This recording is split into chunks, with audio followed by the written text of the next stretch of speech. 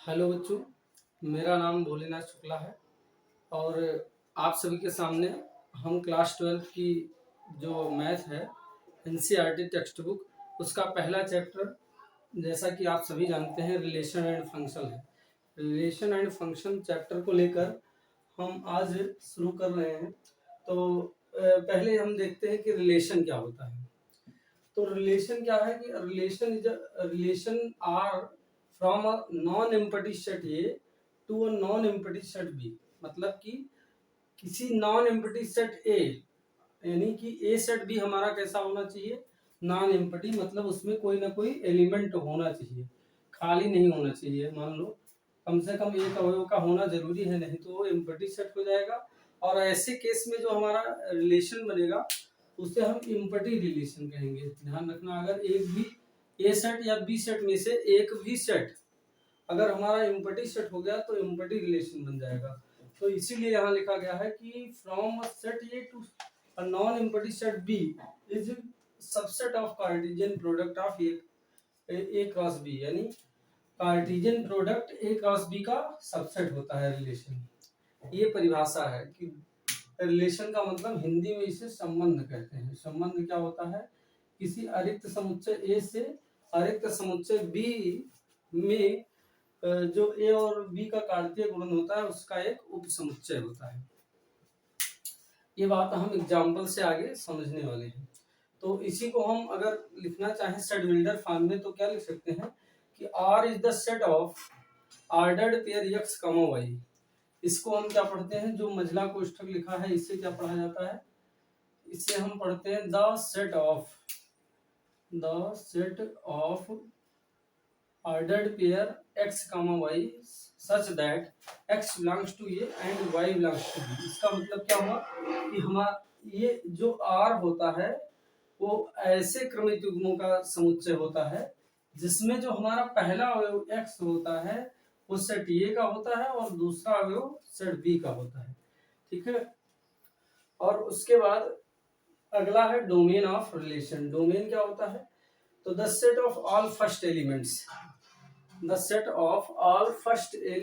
Of ordered pair in a relation R from a set A to a set B is called domain of R। यानी कि जो पहला अवयव होगा किसी रिलेशन में, जितने भी ऑर्डर पेयर हैं उनमें जो पहले एलिमेंट का सेट होता है उसे हम डोमेन ऑफ रिलेशन बोलते हैं। रिलेशन का डोमेन या प्रांत, हिंदी में इसे प्रांत कहते हैं, संबंध का प्रांत। इसका हिंदी होगा संबंध का प्रांत। अब अगला है रेंज ऑफ रिलेशन का मतलब परिसर, संबंध का परिसर। ठीक है। तो the set of all second elements, जो सेकंड एलिमेंट यानी कि आर के अंदर जितने भी क्रमिक युग्म आएंगे उनमें जो सेकंड एलिमेंट का सेट होता है, सेकंड एलिमेंट वाई, उसका सेट क्या कहलाता है, रेंज ऑफ रिलेशन कहलाता है। ऐसे कोडोमेन क्या होता है, जो अगर हमने रिलेशन आर जो है, अगर रिलेशन आर ए से सेट ए से सेट बी में डिफाइंड किया गया है तो जो पूरा सेट बी होता है उसे हम क्या बोलते हैं, codomain of relation. The whole set B is called the codomain of are.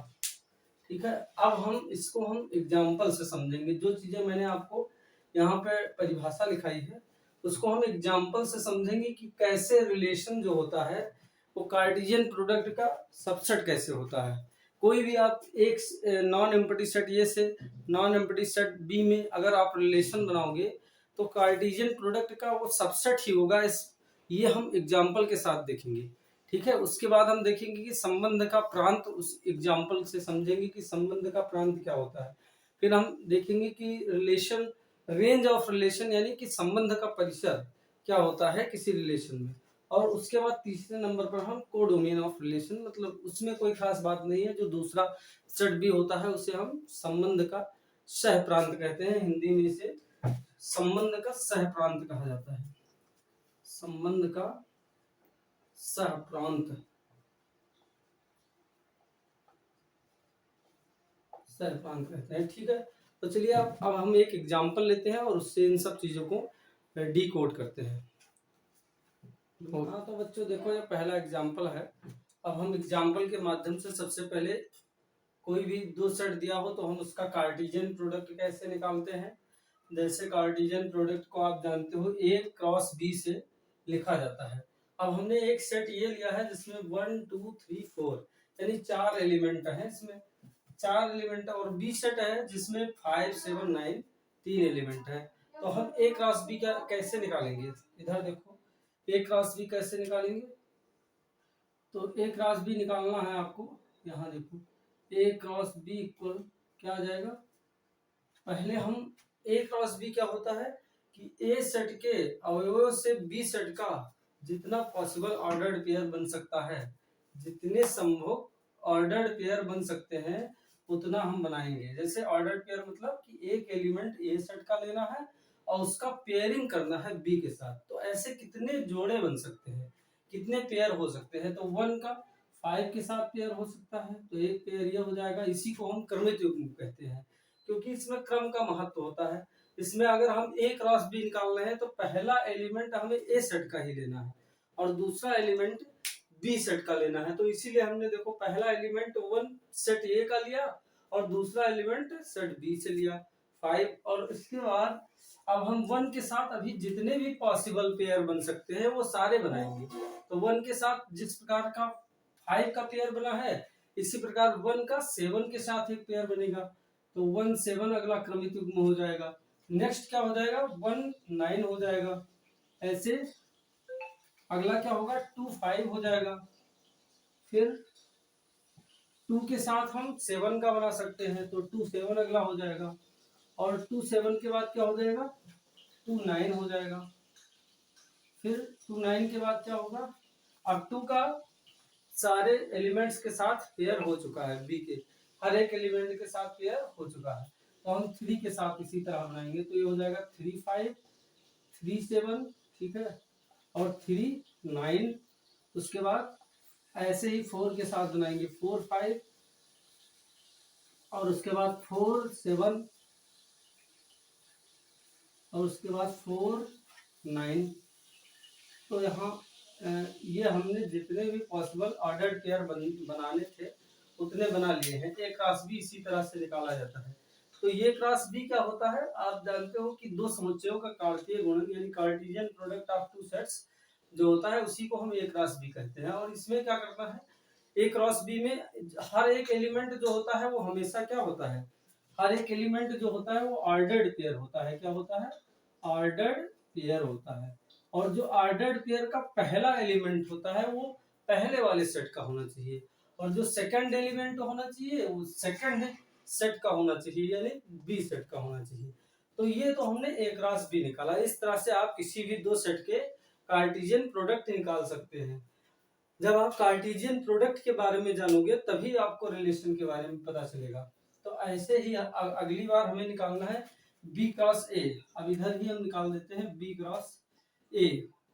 तो बी क्रॉस ए क्या होगा, अगर आप ए क्रॉस बी निकाल चुके हो तो बी क्रॉस ए में क्या होगा कि पहला एलिमेंट बी सेट का होना चाहिए, पहला एलिमेंट बी सेट का होना चाहिए और दूसरा एलिमेंट सेट ए का होना चाहिए। इस प्रकार से आपको पहला एलिमेंट सेट ए बी से लेकर और दूसरा ए से लेकर जितने भी पॉसिबल ऑर्डर्ड पेयर बन सकते हैं उसे बनाना है।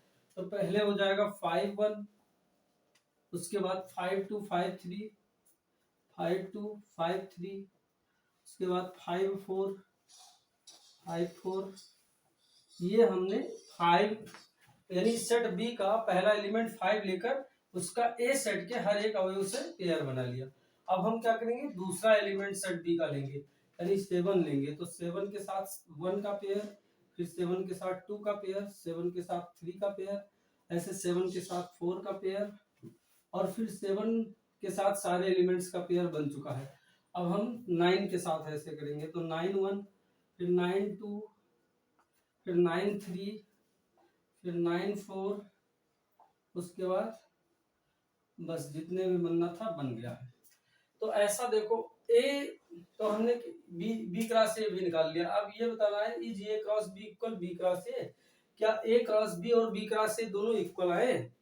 तो आप एक चीज ध्यान से देख लो कि क्रमित युग्म में जैसे 1 3 लिखा हो तो ये अगर आप इनके स्थान चेंज करोगे यहाँ पे 1 पहले नंबर पे है, 3 बाद में दूसरे नंबर पे है, यानी 1 इस ऑर्डर पेयर का पहला एलिमेंट है और 3 सेकंड दूसरा एलिमेंट है। अगर आपने इसके प्लेस चेंज कर दिए, 3 को पहला एलिमेंट बना दिया और 1 को सेकंड बना दिया, तो ये दोनों ऑर्डर पेयर इक्वल नहीं माने जाएंगे, ये दोनों ऑर्डर पेयर इक्वल नहीं होते हैं। यानी कि कोई भी ऑर्डर पेयर आप जानते हो कि अगर a कॉमा b एक ऑर्डर पेयर हो और दूसरा x कॉमा y दूसरा ऑर्डर पेयर हो, अगर ये इक्वल है तो ये तभी इक्वल हो सकता है जब ये इक्वल टू x होगा तथा b इक्वल टू y होगा। यानी कि फर्स्ट एलिमेंट ऑर्डर पेयर का फर्स्ट एलिमेंट के इक्वल होना चाहिए और दूसरा एलिमेंट दूसरे एलिमेंट के इक्वल होना चाहिए, तभी दो ऑर्डर पेयर इक्वल कहे जाते हैं। अब यहाँ पे आप देखो 1 5 यहाँ पे है ए में से a क्रॉस b में 1 5 है, इसमें कहीं 1 5 नहीं मिलेगा आपको, पहला एलिमेंट किसी भी ऑर्डर पेयर का 1 नहीं मिलेगा, आप ध्यान से देख सकते हो।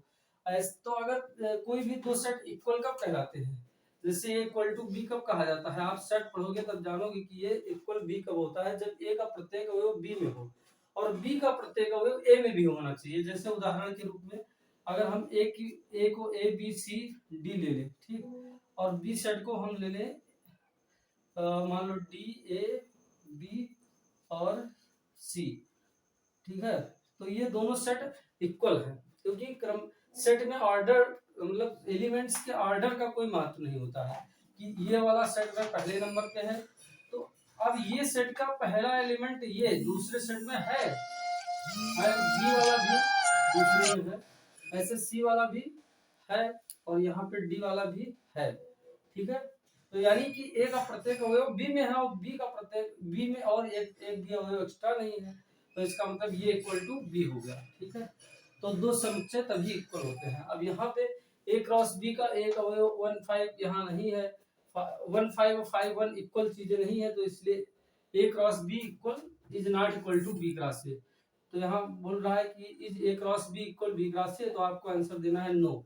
यानी कि दो समुच्चयों के कार्तीय गुणन में दो समुच्चयों के कार्तीय गुणन में क्रम विनिमय नियम लागू नहीं होता है, यानी कम्यूटेटिव प्रॉपर्टी होल्ड नहीं करती। जैसे आप इन जनरल जानते हो कि संख्याओं का जोड़ जो होता है वो कम्यूटेटिव होता है, यानी क्रम विनिमय नियम का पालन करता है। जैसे 3 + 5 लिखा हो तो हम इसके क्रम को बदल दें, यानी 5 + 3 कर दें, तब भी इसका मान जो होता है वो वही आता है, तो इसे बोला जाता है कम्यूटेटिव प्रॉपर्टी। तो ये चीज यानी संख्याओं के जोड़ में लागू होता है, गुणा में लागू होता है। जैसे 3 × 5 करें चाहे 5 × 3 करें तो दोनों का आंसर एक ही आता है, ठीक है। या फिर आप जोड़ और गुणा इसी में लागू होता है, आप जानते हो कि घटाव में नहीं लागू होगा। जैसे 3 - 5 करें और 5 - 3 करें तो दोनों का आंसर अलग अलग आएगा, यहाँ से -2 आएगा और यहाँ 2 आएगा। तो इसका मतलब क्या हुआ कि जो सब्ट्रैक्शन होता है वो कम्यूटेटिव नहीं होता है। कम्यूटेटिव क्या होता है, एडिशन और मल्टीप्लिकेशन ही केवल कम्यूटेटिव होते हैं, लेकिन ये संख्याओं का मल्टीप्लिकेशन नहीं है, ये तो मतलब कोई वास्तविक संख्याएं नहीं है। यहाँ पे हम दो सेट्स का मल्टीप्लिकेशन पढ़ रहे हैं, यानी दो समुच्चयों का मल्टीप्लिकेशन पढ़ रहे हैं। तो दो समुच्चयों का मल्टीप्लिकेशन अलग चीज है, यानी कि a cross b is not equal to b cross a। और अगला क्वेश्चन है is number of element in a cross b is equal to number of element in b cross a। तो क्या a क्रॉस b में अवयवों की संख्या b cross a में अवयवों की संख्या के बराबर है? तो निश्चित रूप से a क्रॉस b में कितने अवयव हैं? 1 2 3 4 5 6 7 8 9 10 11 12। देखिए इसमें एक क्रमित युग्म को एक अवयव गिना जाएगा, तो यानी कितने अवयव हैं? टोटल 12 अवयव हैं। और इसमें कितने अवयव हैं? 1 2 3 4 5 6 7 8 9 10 11 12, इसमें भी 12 अवयव है। तो इसका मतलब क्या हुआ कि ए क्रॉस बी में जितने अवयव है उतना ही बी क्रॉस में है, ए में है, तो इसका आंसर क्या आ जाएगा? यस, ठीक है। अब आप कोई भी रिलेशन बनाओ, ए से बी में कोई भी आप रिलेशन बना के देख लो। वैसे एक चीज ये भी आपको याद रखना है, ये सब मैंने पहले भी बताया था आप लोगों को, 11th का टॉपिक है ये। हालांकि यहाँ पे भी थोड़ा मैं आपको रिवाइज करा दे रहा हूँ ताकि आपको वो चीजें कनेक्ट करने में आसानी हो जाए। जैसे ये होता है, जैसे मतलब अगर ये आपको पता हो कि नंबर ऑफ एलिमेंट इन ये सेट ये, इक्वल टू पी हो और number of element in set B equal to Q हो, यानी ये सेट में अवयवों की संख्या पी हो और बी सेट में अवयवों की संख्या क्यू हो, तो number of element in A cross B कितना होता है? ए क्रॉस बी में अवयवों की संख्या क्या होती है? पी इंटू क्यू होती है। तो यहाँ देखो ए में कितने अवयव हैं? ए में कितने अवयव हैं? ए में 4 अवयव हैं और बी में कितने अवयव हैं? 3 अवयव हैं। तो ए क्रॉस बी में कितने अवयव होंगे? Number of element in A cross B equal क्या आएगा? 4 गुणे 3, 4 3 12 अवयव। तो यहाँ पे भी 12 अवयव है। ठीक है, ऐसे बी क्रॉस ए में भी कहा जाएगा number of element in B cross A.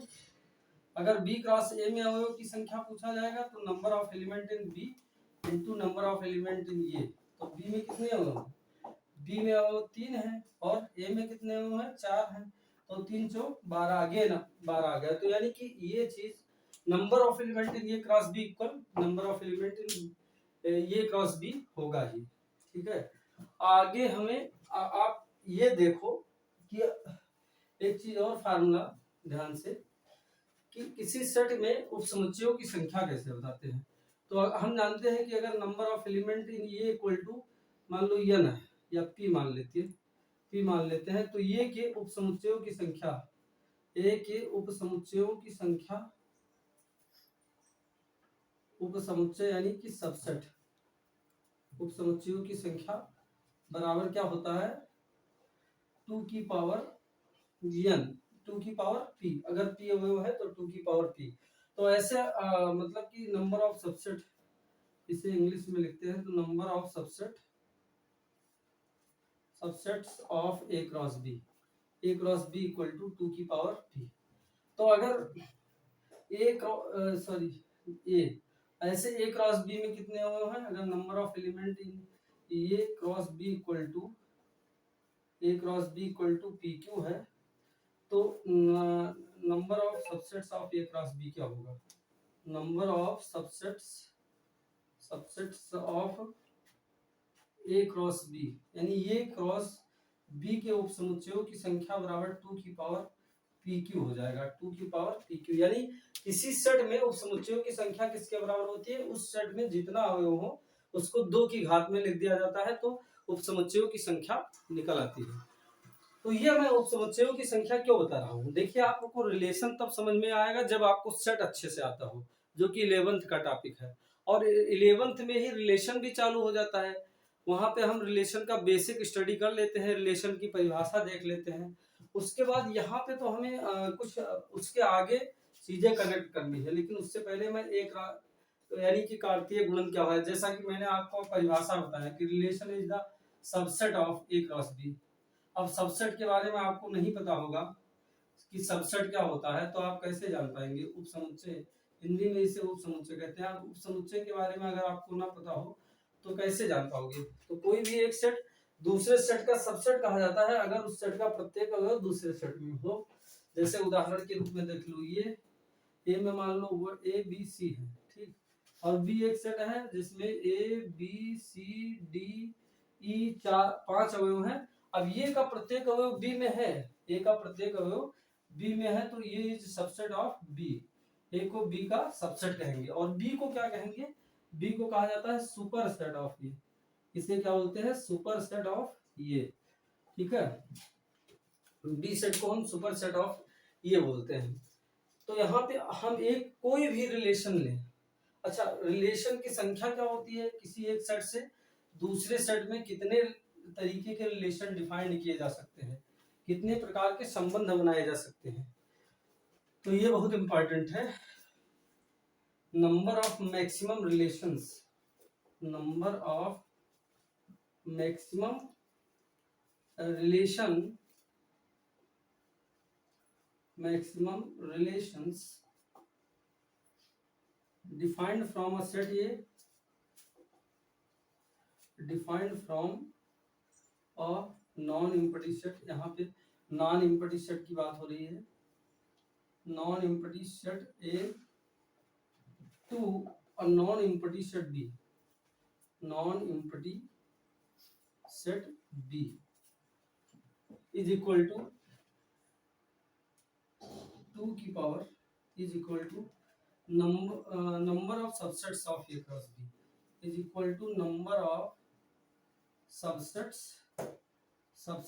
Of A cross B, यानी ए क्रॉस बी के जितने उपसमुच्चय बन सकते हैं उतना मैक्सिमम रिलेशन बन सकता है। तो आप जानते हो कि अगर ए में पी अवयव हो, number of element in A equal to P हो और number of element in B equal to Q हो, तो number of element in A cross B कितना होता है?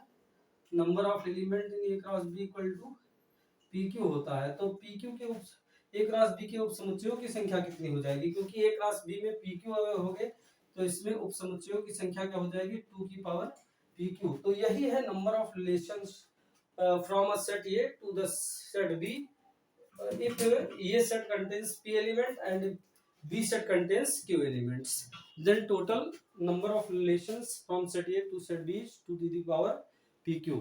ये फार्मूला याद रखना। अब हम एक रिलेशन लेते हैं, वैसे तो दो की यहाँ पे आप अगर पूछा जाए कि मैक्सिमम कितना रिलेशन बना सकते हैं, जो एग्जांपल मैंने लिया है इसमें मैक्सिमम कितना रिलेशन बन सकता है, तो इसमें हम कितने तरीके का रिलेशन बना सकते हैं। तो ये सेट में कितने अवयव हैं? 4 अवयव। बी सेट में कितने हैं? 3 अवयव। तो ए क्रॉस बी में कितने अवयव होंगे? 4 गुणे 3 यानी 4 3 12 अवयव। अब यहाँ पे total number of relations from A to B, total number of relations from A to B, set A से सेट बी में टोटल नंबर ऑफ रिलेशंस हो जाएंगे 2 की पावर 12, यानी 2 की घात 12, जिसको आप गुणा करोगे तो कितना आएगा? 4096। आई थिंक इतना ही होगा। 2 का 12 बार गुणा करेंगे, 2 गुणे 2 गुणे 2 गुणे 2 गुणे ऐसे ऐसे 12 बार आपको गुणा करना है, तो इसकी वैल्यू इतनी आएगी। जैसे देखो 2 दूनी 4, 4 दूनी 8, 8 दूनी 16, 16 दूना 32, 32 दूना 64, दूना 128, 128 दूना 256, दूना 512, 512 दूना 1024, 1024 दूना 2 दूनी 4 दूनी 8 दूनी 16 दूना 32 दूना 64 दूना 128 दूना 256, 256 दूना 512, 512 दूना 1024, 1024 दूना 2048 और 2048 दूना 4096। तो 2 की घात 12 की वैल्यू इतनी होगी, यानी कि ए से जो यहाँ पे हमने ए और बी सेट लिया है, यहाँ पर ए सेट से बी सेट में कितने प्रकार के रिलेशन बनाए जा सकते हैं? 4096 प्रकार के रिलेशन बनाए जा सकते हैं। ये के एलिमेंट्स का बी के साथ इतना प्रकार से रिलेशन बनाया जा सकता है। अब वो रिलेशन क्या होता है? नंबर में आप जानते हो कि ए सेट में कोई ना कोई नंबर होगा, बी सेट में कोई ना कोई नंबर होगा, तो एक नंबर का दूसरे नंबर के साथ क्या रिलेशन हो सकता है? जैसे हम लोगों के जीवन में रिलेशन होते हैं कि हम किसी के भाई हैं, कोई हमारी बहन है, कोई मेरी माँ है, कोई हमारा स्टूडेंट है, हम किसी के गुरु हैं, या कोई हमारा कोई गुरु है, या हम किसी के शिष्य हैं। ये सब हमारे दैनिक जीवन के रिलेशन है। तो उसी प्रकार नंबर्स में क्या रिलेशन हो सकता है?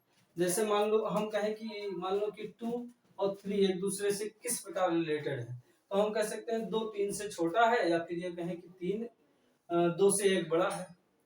ये भी एक रिलेशन हो गया, छोटा है, 2 छोटा है 3 से। ऐसे ही कि 3 2 से बड़ा है, तो बड़ा भी क्या हो गया? रिलेशन हो गया यहाँ। तो नंबर्स में यही सब रिलेशन होते हैं। या मान लो 1 लिखा है एक तरफ और एक तरफ 5 लिखा है, तो हम कह सकते हैं कि 5 जो है 1 से कितना बड़ा है? 4 बड़ा है, तो ये एक प्रकार का रिलेशन हो गया। या जैसे मान लो कि लिखा हो 2 और इधर लिखा हो 5, तो हम कह सकते हैं कि जो दूसरा नंबर है वो पहले नंबर के 2 गुने से 1 ज्यादा है। जो दूसरा नंबर 5 है वो पहले नंबर 2 के 2 गुने से 1 ज्यादा है। तो ये भी यहाँ क्या है? रिलेशन है। तो ऐसे सेट जो हमने ऑर्डर्ड पेयर बनाए हैं, मतलब ए क्रॉस बी के ए क्रॉस बी जो बनाया है, ये अवयव एक दूसरे में इतना प्रकार के रिलेशन बन सकते हैं। अब उसी में से आप कोई भी रिलेशन लोगे तो निश्चित रूप से ए क्रॉस बी का ही कोई सबसेट आएगा। जैसे उदाहरण के रूप में एक रिलेशन हम लेते हैं और आपको समझाते हैं कि कैसे जो रिलेशन होता है वो ए क्रॉस बी का सबसेट होता है। तो देखो जैसे R इक्वल हम ले लेते हैं the set of ordered pair x, y such that y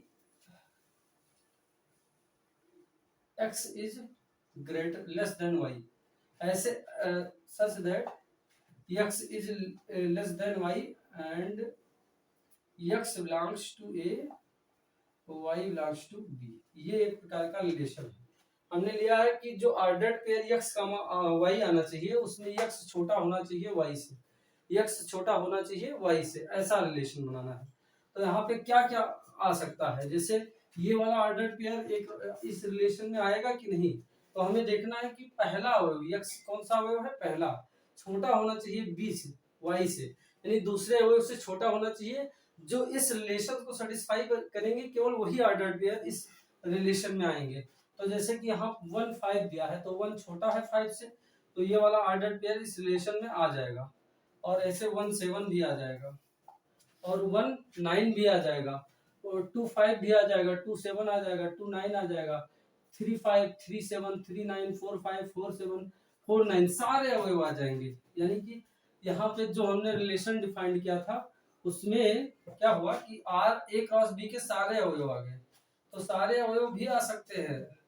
अगर R equal to A cross B आ जाए, अगर कभी R जो रहे वो A क्रॉस B के इक्वल आ जाए, तो ऐसे रिलेशन को हम क्या बोलते हैं, ऐसे रिलेशन को यूनिवर्सल रिलेशन बोला जाता है। ऐसे रिलेशन को यूनिवर्सल रिलेशन कहा जाता है जब R equal to A cross B आ जाए। और ऐसा रिलेशन, ये टाइप ऑफ रिलेशन है। दूसरा होता है इम्पटी रिलेशन। इम्पटी रिलेशन कहते हैं, किसे कहते हैं, अगर किसी एक सेट ए से सेट बी में कोई रिलेशन इस प्रकार डिफाइंड करें कि r इक्वल टू 5 आ जाए, r इक्वल टू 5 आ जाए, मतलब कि r में कोई अवयव ही ना है। जैसे हम यहाँ पे अगर x ग्रेटर देन y कर देते, x ग्रेटर देन y, ऐसा रिलेशन बनाते कि जो पहला अवयव हो वो दूसरे से बड़ा हो, तो आप देखोगे एक क्रॉस बी में कोई भी ऐसा अवयव ही नहीं है, ए क्रॉस बी में कोई ऐसा अवयव नहीं है जिसमें पहला वाला दूसरे से बड़ा हो। हर एक में पहला वाला दूसरे से हमेशा छोटा ही है। तो यहाँ पे आर में कोई अवयव नहीं मिल पाएगा। जो जब इस तरह का रिलेशन बनाएंगे तो आर के अंदर कोई भी अवयव नहीं आएगा, यानी आर जो रहेगा वो खाली रह जाएगा। तो ऐसे रिलेशन को empty relation or void relation कहा जाता है, इम्पटी रिलेशन या वाइड रिलेशन। और इन दोनों रिलेशंस को ही, ये दो टाइप के स्पेशल टाइप ऑफ रिलेशन है, इसी को हम ट्राइवियल रिलेशन बोलते हैं। ट्राइवियल रिलेशन कहा जाता है इनको, ट्राइवियल रिलेशन। अब हम ये दो स्पेशल टाइप के जो रिलेशन थे इसको हमने पढ़ लिया। अब जैसे आइडेंटिटी रिलेशन था, आइडेंटिटी रिलेशन आगे पढ़ेंगे हम, और उसके बाद फिर reflexive relation, symmetric relation, transitive relation, equivalence relation, ये सारी चीजें अगले वीडियो में हम लोग पढ़ने वाले हैं। तो फिर इस वीडियो को हम इतने पे ही रोकते हैं, ठीक है। आई होप कि आपको रिलेशन की परिभाषा समझ में आई होगी। ओवरऑल रिलेशन क्या होता है, रिलेशन कुछ नहीं, ए क्रॉस बी का एक उप समुच्चय होता है। यानी किसी भी सेट ए से किसी सेट बी में परिभाषित संबंध R जो होता है वो उनके कार्तीय गुणन A क्रॉस B का सबसेट होता है। ये सब डेफिनेशन मैंने पहले लिखा दिया है और इसको मैंने एग्जाम्पल से समझाया। अब आपको ये चीजें समझ में आ गई होंगी। तो अब हम आगे के जो टाइप ऑफ रिलेशन है वो नेक्स्ट वीडियो में लेने वाले हैं। तो फिर आप सभी से एक निवेदन है कि कृपया वीडियो को ज़्यादा से ज़्यादा शेयर करें, और आप इसी तरह की वीडियो को रेगुलर प्राप्त करने के लिए हमारे चैनल को प्लीज़ सब्सक्राइब कर लीजिए, लाइक करिए, वीडियो को शेयर करिए और बेल आइकन को प्रेस कर लीजिए, क्योंकि बहुत मेहनत लगती है एक वीडियो बनाने में। हम लोग पसीने से तर हो जाते हैं, पंखा भी चलाने का अवसर नहीं मिलता है लाइट रहने के बावजूद, क्योंकि जब हम पंखा चलाते हैं तो आवाज़ आने लगती है, पंखे की आवाज़, बैकग्राउंड नॉइज होती है जिससे बातें क्लियर नहीं होती हैं। तो प्लीज़ आप लोगों से रिक्वेस्ट है कि अगर आपको ये कंटेंट समझ में आ रहा हो तो हमारे चैनल को सब्सक्राइब जरूर करें। धन्यवाद।